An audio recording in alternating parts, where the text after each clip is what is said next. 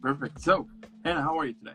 I'm good. How are you doing? I'm doing as well. I mean, what better way to start a Sunday morning with someone as badass as you, right? What's that? What better way to start an epic Monday? I mean, an epic morning with an epic guest as you. Oh, thank you. There you go. Well, so welcome to the show. It is so cool to have you here. Before we start, I have to give you a proper welcome. If you have seen some of my episodes before, you know exactly what I'm about to do. If not, that's cool because then I can surprise you. So, Hey.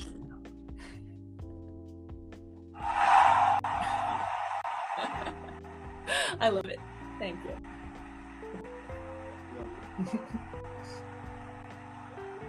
Badass, I know. Thank you. So tell me, how are you today? I mean, how was your whole morning doing so far?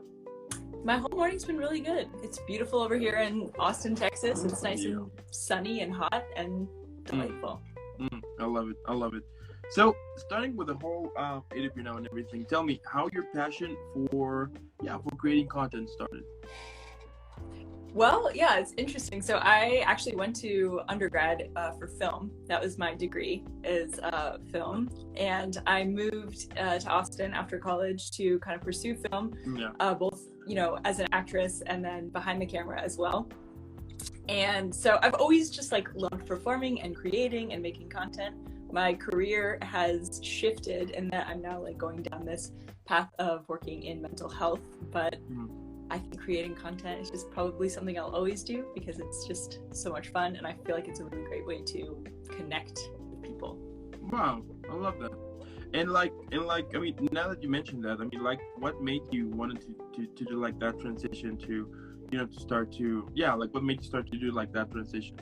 Yeah, I mean, I think, to be honest, making it in film is really difficult. It's really hard to make a living doing it. I really loved my time in that world, and I still actually I still have an agent. I'll still do some acting from time to time. I was just looking for something that was more consistent and felt more, I don't want to say, because for some people it's so meaningful. To me, I was looking for something that felt a little bit more connected and meaningful. Again, just because of the level of success that I was at was pretty low. I didn't really feel like I was having the impact that I wanted. So being a therapist and basically going into the field of mental health was always something that I considered. It was something I thought I would do when I was older. But I sort of reached this point where I felt like where I was sort of stagnating. And I thought, I think now's probably the time that I'm going to go back to school and pursue this and still kind of keep creativity as a hobby and as a side thing. I like that. Yeah, that is, and it's so interesting, right? That this past 2-3 years, the whole importance they have given to mental health, It's been huge. Yeah. It is so. And there's a lot of content out there too about mental health, which is really fun. I really enjoy that sector of the internet, is the intersection between entertainment and mental health. Education is really interesting. I don't know if you're privy to that, but. And what were some of the challenges that you had when you originally started to creating your content? I mean, on YouTube and everything. What was one of those first challenges? Because I think we all have them, right? Whenever we are starting on a platform, we just tend to at first to be what the hell we're doing, Oh yeah, I'm still there. I would say that I'm definitely a baby content creator. I still have a long way to go and a lot to learn.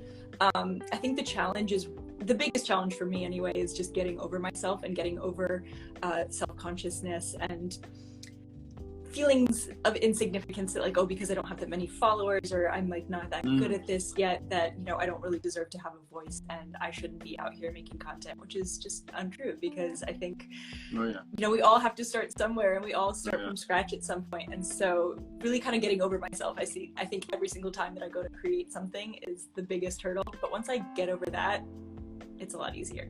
Oh yeah, you are preaching to the choir. Yes. The struggle. I mean, I feel like everyone has to go through that at some point or continually.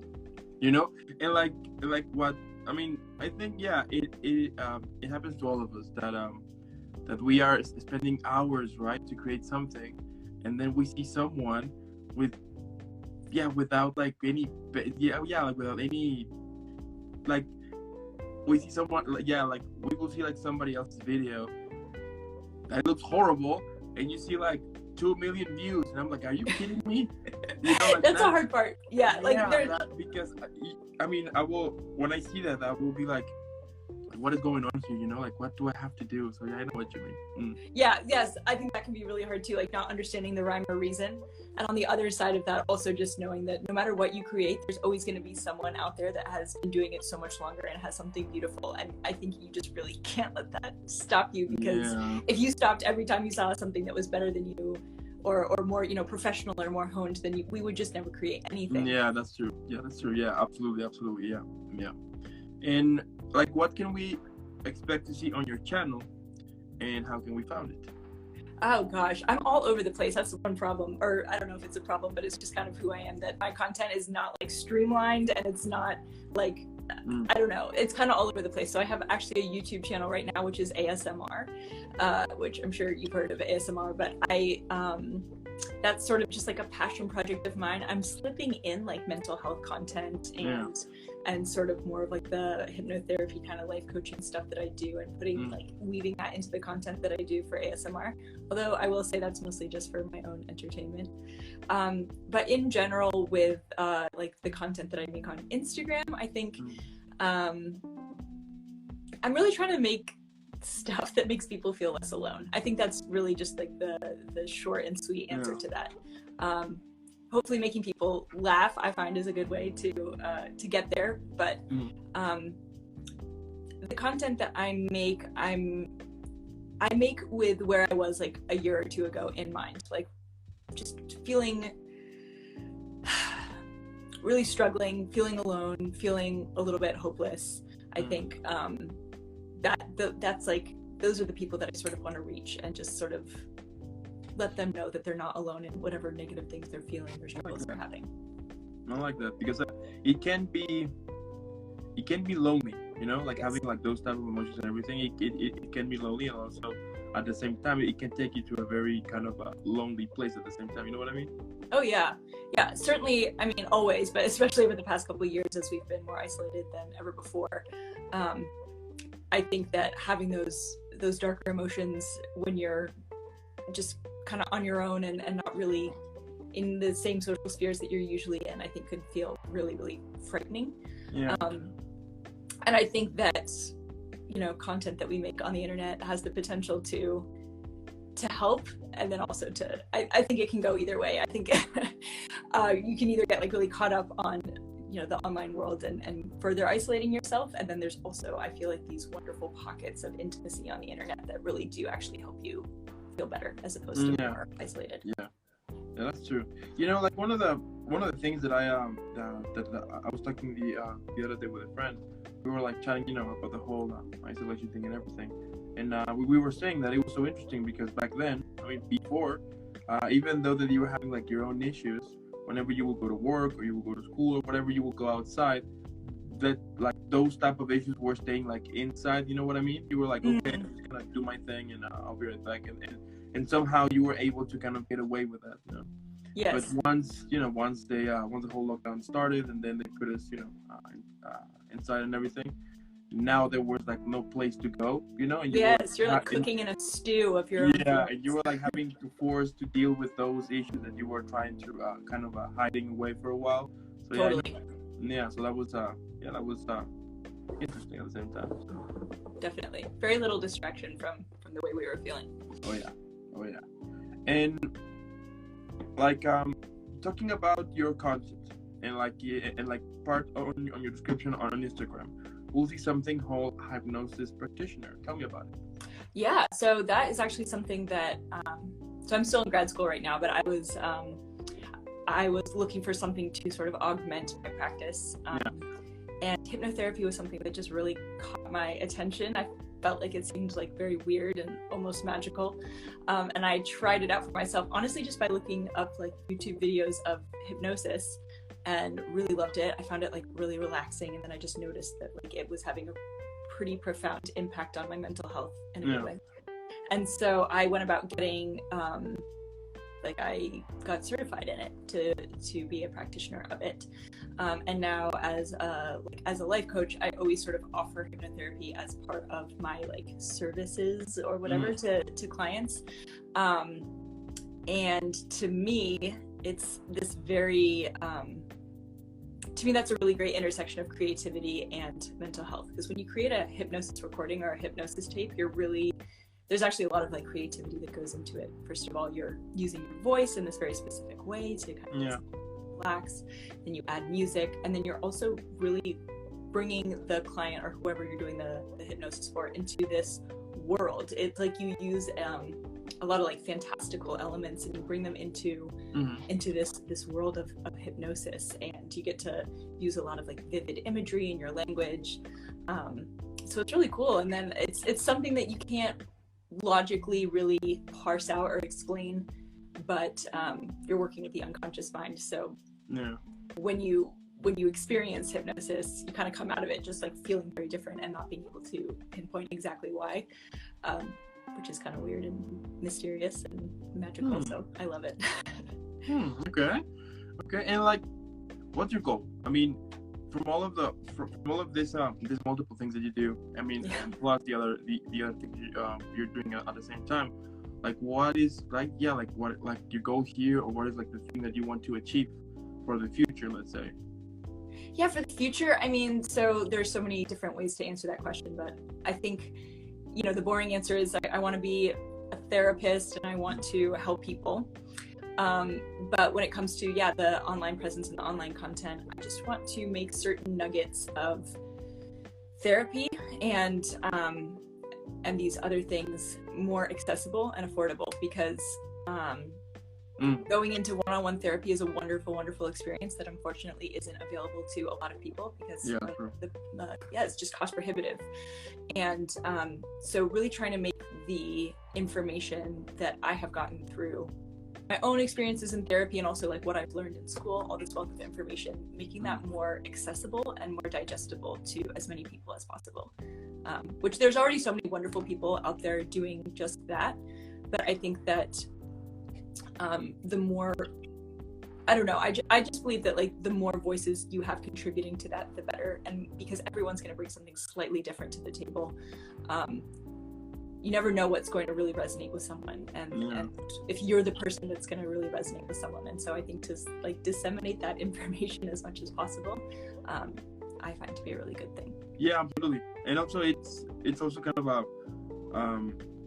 a cool way to start, you know, because sometimes when you're gonna go to therapy, if somehow you don't understand either like you just don't have like this connection with the therapist, or you think, you know, like some of the terms that he or she uses that you don't understand, and you will end up thinking like, oh, this guy is like ripping me off.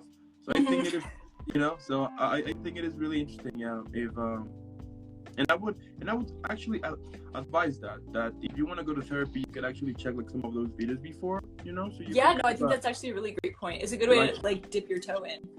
Yeah, exactly. Like kind of like I to understand the whole thing. Be like, okay, so you know, I can have this or I can check that, and then like later on jumping into a therapist. You know, I would advise that.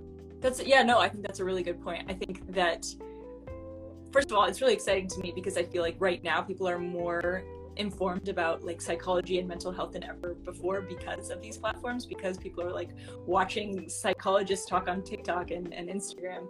But it's kind of cool to like come into maybe your first therapy session with sort of like a basic amount of knowledge or information about what therapy is all about, or you know, cognitive distortions, or like all these things that are actually totally common knowledge, which is super exciting.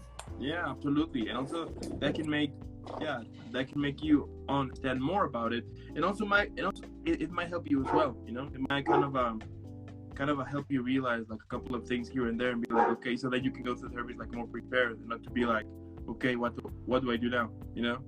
Yeah, totally. And I can definitely point to like certain content creators that I feel like like in times when I couldn't afford therapy, they offered me, like, they were just like hugely supportive to be able to like follow those creators, and I felt like I learned so much from them, even though I wasn't, you know, talking to them in person. I love it. Now, if you could describe your career at the moment, of course, on a movie, TV show, book, or even a play, why not? What would be the title of it? Oh, what would be the title of it? Oh man, I thought I was supposed to compare it. That's okay. Because if I could compare my life to something that already exists, actually, we'll save that for another time. But I would say the title of it. Now I'm gonna have to think of it on the spot. A very curious cocktail is what I would call it. Yes, like there's just a mix of so many different things. Yeah, and to me that sounds like it almost sounds like a witch's potion, which I sort of feel like my life is. There's just so many different things in it that don't quite seem to make sense, but altogether it makes sense to me. Okay. And I mean, now that you mentioned cocktail here, if you could describe your career again, but now on a drink, which one would you choose? Okay, this one I did get and think about. So it'd be like a kombucha cocktail. So like kombucha mixed with vodka, because there's like some things that are like healthy and wholesome, and then there's also just like some rumpus in there. Some mischievous. Yeah. Yeah, you know, at some point I'm thinking to have like an episode in which all of the drinks that people that I've asked this question told me, I'm gonna drink all of them. But that would be great. Yeah, that would be great. I mean, of course that I'm gonna take it easy, otherwise I think I will die. But you could have just like a tiny sip of each one. Yeah. Are they all alcoholic usually that people say? Kind of, yeah, like 60-40, you know? They would say, yeah. They would. Some people say like healthy, like I'm a green smoothie or something. No, people go more into the alcohol stuff, and like 40%, let's say they would go for water, milk, coffee, tea, but most of the time they would say either wine or vodka or tequila or Long Island tea, you know. I was honestly thinking of that one. I was like, oh, because I'm a mess, but then I was like, no, I'm gonna give myself some credit and say I'm gonna put the kombucha in there because there's some wholesome, healthy content. Yeah, but it's so interesting. Whenever I will ask them that question, and they will go like with because you can tell by like a little bit about that person by asking that question. You know? Oh yeah. That is how they choose to answer. Yeah, that is like one of the things that I do like, because one time they told me water. I was like, water? Yeah. I was like, what do you mean water? Like normal water? Yeah. Okay. Cool. You know? Okay, you're very normal, and I guess I don't know what. I was hoping for something more extreme, but okay, that's cool. So yeah, I like that. And like my last question here, like what motivates you? You know, we all have those days in which we just want to quit. We think that that we're doing, as we were talking before, is not good enough. We think that we're wasting our time. That what the hell are we doing in this platform? That this is not we will start to kind of compare ourselves. Like basically go inside into this toxic bubble that I would say it's super easy, right? But like, what gets you out of it? You know, what gets you out of this whole toxic bubble and to continuing following the thing that you like the most? Yeah, I think my answer to that is sort of akin to like, if I'm thinking that my life is a movie, right? No one wants to watch a movie about a person who gets up and does everything perfectly at the end. We love to watch people struggle and go through things and live out the human experience. And what makes a story exciting is the struggle, and is the hard times, and it's the overcoming of things. And so when I think of, you know, I'm having a rough day, or I don't really want to like put myself out there, I don't think that we watch other people because they're perfect. We watch them because they're human and they're relatable. And so knowing that actually the very thing that is making me feel crappy right now is the very thing that I actually have to offer, which is to speak really candidly on these hard, crappy emotions and on these more difficult times of life. Like that is, at least that's why I come to certain content creators, is because they're real and because they're going through it and because they're imperfect. So that to me just makes a much more interesting character, a much more interesting experience. Yeah, absolutely. And also I think it is like one of the cool things about YouTube and like internet in general, social media as well, that there is like space for everything, you know? It really is. And there's something for everyone. Yeah, and it's so interesting how over this past few years, they're like there's like a what is the word like a group basically. You know, you can find, if you're more into kind of mental health, you will find tons of groups on the on Instagram and on YouTube as well. If you're more into like healthy stuff, you will have it. Like, you know, my point here is that it's so interesting how this past 3 years, I don't remember. However many freaking years, I think it's 2. Like how different groups are created for everyone in order to kind of support everyone. You know what I mean? Oh, totally. Yeah. And there's so many like niche groups, right? There's gamer podcast interviewers, and there's something that just popped into my mind is like the vegan heavy metal chef. Like there's just, I don't know, for everything there is going to be an affinity group. And to that point, if you're feeling like just insecure about your presence on the internet because you don't fall into these like mainstream categories, like you are going to be the exact thing that someone needs to hear, and you're going to be that exact person that someone's really going to connect with. It might not be 10 million people, but it's like there's going to be someone out there that really resonates with what you have to say. So that also keeps me inspired, knowing that I might not fit into a lot of molds, or I might not look a certain way, but I'm going to resonate with someone's gonna dig what I have to say.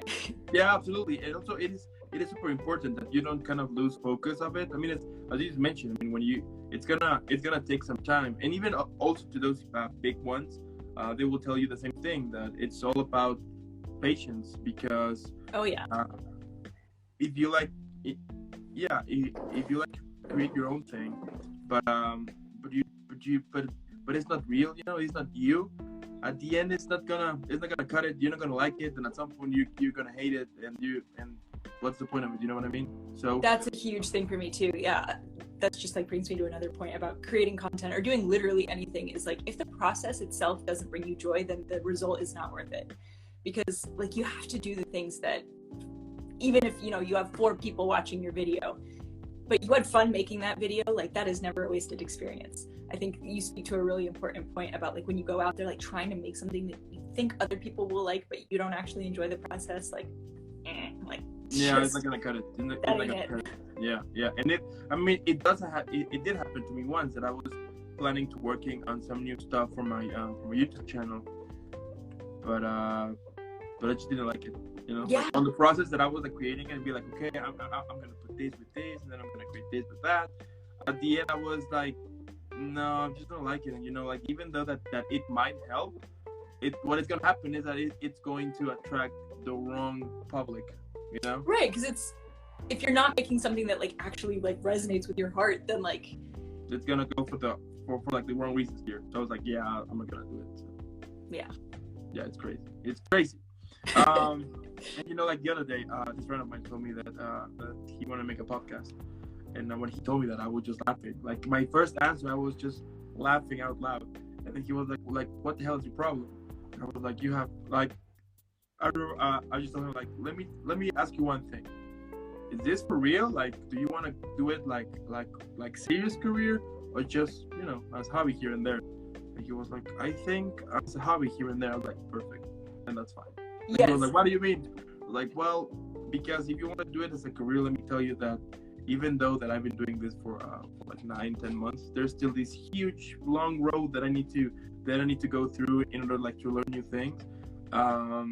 And it's a pain, because the more that you want to make it like more pro, and the more like you want to add more things, the more that it's gonna take you to like edit everything, the more it's gonna take you to investigate more. So it's like a long process. But if you love it, that's fine. But if you want to do it as a hobby, then don't worry about that. You're fine. So. Well, and I think you say something really important too, which is that like, it's kind of counter, I think, to what a lot of people say out there, which is like, you have to like put in your all the time, and you have to commit, and you have to like quit your day job and do the thing. And it's like, that is an incredible amount of pressure to put on something. And it's that's a really fast way to turn something you love into something that you're like dreading.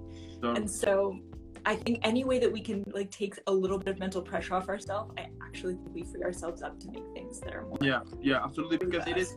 Yeah, absolutely. And it's so interesting because, for example, when I started this project, they basically fired me for this company, and then I instantly started with this. I was without a job, and I was like having time to do it. Then of course I needed to pay bills, so and the money was running out. I was like, I really need to find a job right now. So when I was like on the process of getting it, I was afraid, because I was like, well, I don't think that I'm gonna have the time, like to continue this is it, this is gonna all go to waste and everything.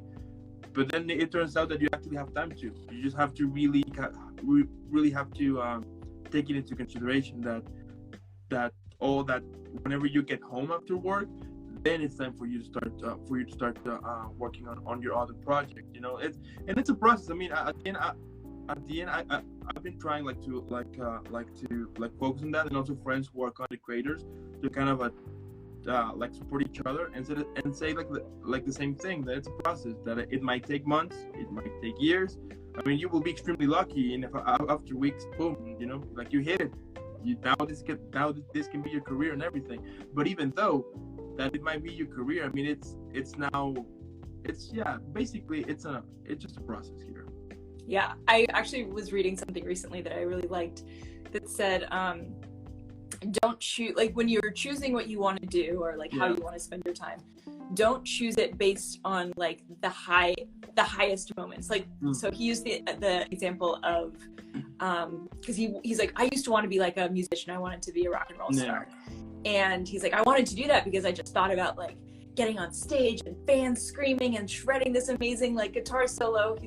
He said, but when it came down to it, the hardest parts of that career, which is like practicing for hours and loading amps into a truck and all the problems, all the struggle, he didn't like. He said, so choose what you want to do based on like what struggle you hate the least, which sounds really negative, but it's like, I think about that a lot with like content creation. It's like the struggle behind the content creation, all the stuff that's not glamorous, I actually enjoy like the not glamorous aspects of it, or I find that compared to other things that are hard, I find myself the most drawn to the struggle of this. And so it's like whatever struggle seems to like resonate with you the most, that's what you should go with. Which, I don't know, I find the struggle of creating content to be, it's still a struggle, but to me it seems worth it. I don't know. Yeah, totally. And like, don't you think that maybe the fact that the fact that we are like in this at this point of our on society, let's say, the fact that now we are just getting used to have everything like this, like it's so interesting that and like the other day I was checking that with a cousin of mine, that he was like super desperate because he bought something on Amazon that is gonna take like 3 days, and he freaked out. Yeah, I mean, he's like 10 years old. So I was just like looking at him, and I was like so interested, because like, like back in the day, buying online was something like, what, like it was, nah. And like later on, when it was available now to buy online, it would take months. It'd take weeks or months to ship. Weeks or months, and if you're like super unlucky, maybe you won't ever gonna receive something. That also happens a lot. So I think also kind of the the problem we're having now is that now you have like this new generation that they don't know the word process, or when they hear process, they easily puke. The fact that now if they want to go, if they want to be actors or athletes or whatever, they think that it just happened like this, that I just, if I want to be an actor, I just learn something, voila, and now I'm ready for the Oscars, or I'm ready for this, or an athlete, I'm just gonna run a mile, I'm good to go for everything, like this type of thing. It's so interesting now, how we are stopped getting used to having a process, go totally. step by step, because I think as if you want to go running on something, and if you're losing those important steps at the end, it's gonna crash, and we see it at the same time with some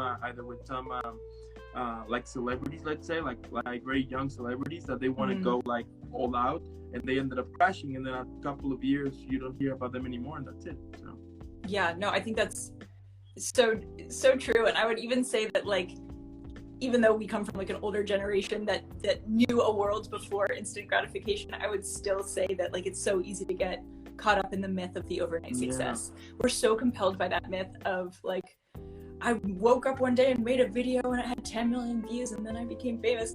I mean, I don't know. I think that for everyone that happens to, supposedly, I think there's a lot more to the story than that too. I think that people might seem like an overnight success, but like we have no idea like what came before that, or like how long they were really working towards it, or what really went into it. Yeah, and then I think like we lose out on the joy of the process if we think that everything should be instant. Like you were saying, like the process is the journey is the destination. It's all about that. Yeah. It's about like things being sustainable and consistent. And again, like I always go back to this, like if the process isn't enjoyable, then the result isn't worth it. So yeah, absolutely, enjoy it. Enjoy the slow journey. I actually had someone the other day tell me, as I was really getting started with my coaching business. My coaching business is still very small, but he said like he said like I really envy you. You're really at the beginning stages. Like I love that part of the journey. And so just knowing that like wherever you are on your journey, there's like always something really precious about it. Yeah, absolutely. And also at the same time, on that journey, you might not like it, but then you can find a new journey on that journey you started. You know, it is so interesting that you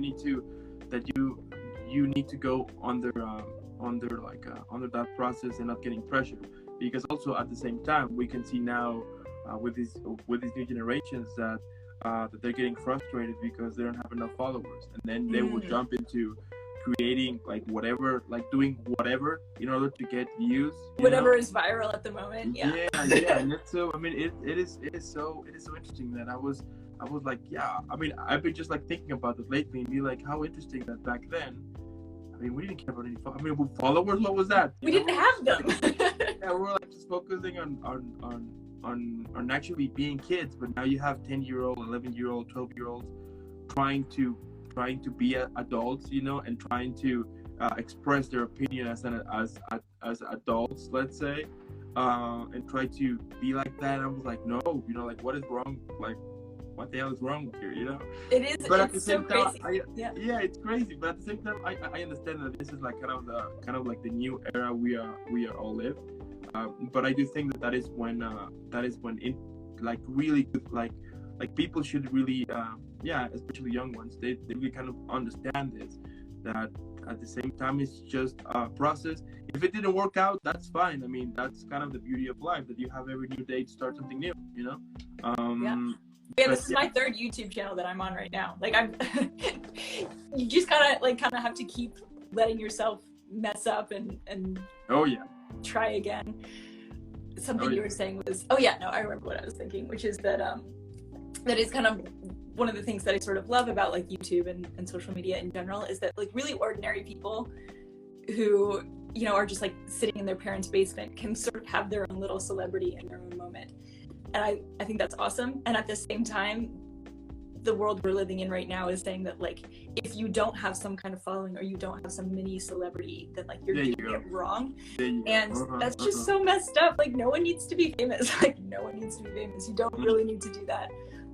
It's kind of funny and delightful that it can happen, but at the same time, like I feel like that's now, especially for like kids, becoming like a metric of like, if you don't have like a following, then you're that's the thing, which is wild, right? Because like you said, that didn't even exist like 10 years ago. And it's, I mean, and it really brings them down. You know, it is so interesting that like something like that would actually just crush them. You're like what is wrong here? And I think that at the end you just need to be you know, and the more that you express yourself, but the real you, let's say, on the social media, on your platforms and everything, the more people will go, you know, the more people, like little by little, they will start, you know, like follow you, check your stuff, because it's real.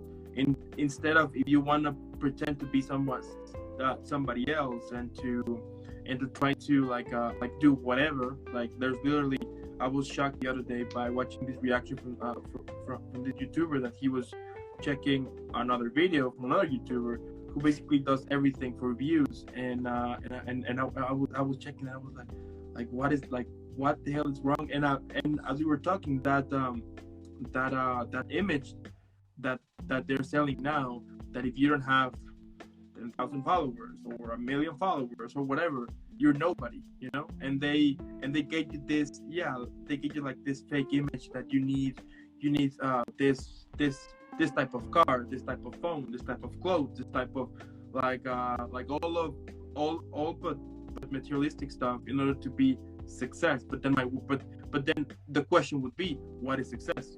It is so. Oh yeah.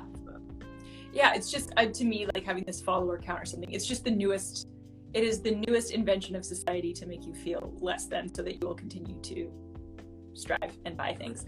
Like, one of my favorite shows is Mad Men, and I just to remind yourself that, like, this isn't a new thing. I mean, yes, it's a new iteration of this idea of like always keeping you dissatisfied, but it's not a new concept, right? Because even back in the 50s, it was like having the best washing machine and the best dishwasher, or whatever it was.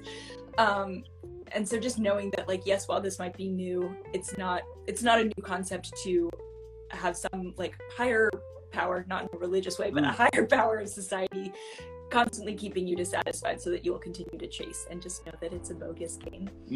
I would say that now the only difference that that back then is that now is fully connected, you know what I mean? Totally. I mean, you're always, not everyone, and you get to choose, but you have the potential to be 24/7 on display, and to always be to also have, like, everyone always also being on display, where there's far less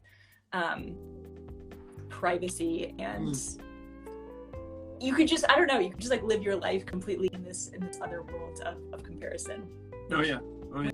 It's nothing new, but it's wild. Yeah, it's very much, like, elevated from what it used to be.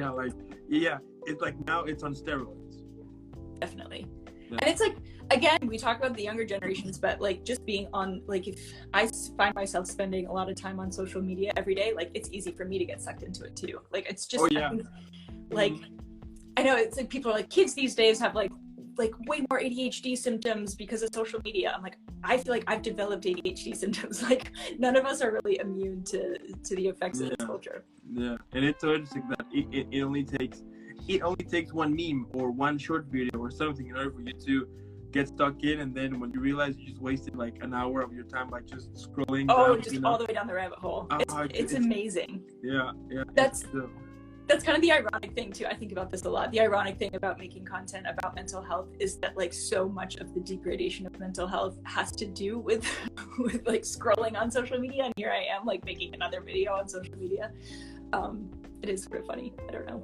I don't know what my conclusion is about that, other than it's a paradox in a way. Yeah. At the end, I mean, I would go for just be you, and just go one step at a time, I think.